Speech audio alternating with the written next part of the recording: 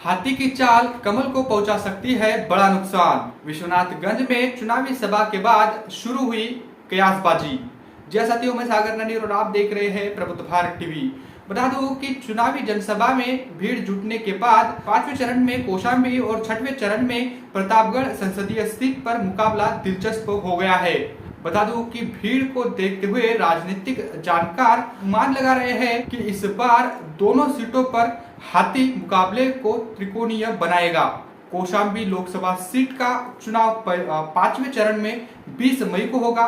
वहीं प्रतापगढ़ संसदीय सीट का चुनाव छठे चरण में 25 मई को होगा। प्रतापगढ़ लोकसभा सीट से भाजपा उम्मीदवार संगमलाल गुप्ता दूसरी बार सांसद बनने की दौड़ में है। वह 2019 में पहली बार सांसद बने थे। 2017 में पहली बार सदर विधानसभा से वो विधायक भी बने थे। वहीं सपा के पूर्व एमएलसी और इंडी गठबंधन के प्रत्याशी डॉक्टर एसपी सिंह पटेल पहली बार लोकसभा चुनाव मैदान में हैं।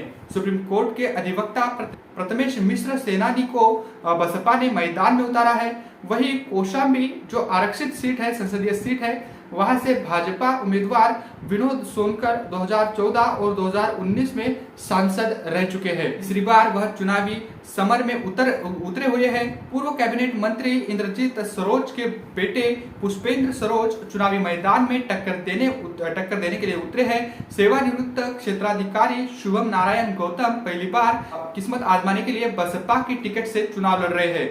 चुनाव से पहले प्रधानमंत्री नरेंद्र मोदी भाजपा की जीत के लिए एआईएस मैदान में चुनावी शंखनाद कर चुके हैं।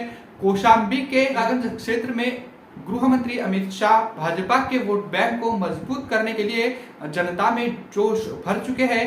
इसी बीच विश्वनाथगंज क्षेत्र में चुनावी जनसभा को संबोधित कर बसपा सुप्रीमो ने भी दलित मुस्लिम ब्राह्मण को साथ में लेने का प्रयास किया। बसपा सुप्रीमो को सुनने के लिए जनता जनसभा में डटी रही। बसपा की जनसभा में जुटी भीड़ देख राजनीतिक पंडित अब दोनों सीटों पर त्रिकोणीय मुकाबला होने का अनुमान लगा रहे हैं। तो बता दूं कि ऐसे कई सारी सीटें हैं जिन सीटों पर बसपा की वजह से मामला जो है वो त्रिकोणीय होता हुआ दिख रहा है और उसमें बसपा सबसे आगे दिखाई दे रही है। 2019 के लोकसभा चुनाव में बसपा ने सपा के साथ मिलकर चुनाव लड़ा था, लेकिन इस बार बसपा अकेले अपने बलबूते पर चुनाव लड़ रही है। बसपा ने कैंडिडेट भी ऐसे दिए हैं जो विरोधी पार्टियों को नुकसान पहुंचा सकते हैं, खासकर भाजपा को।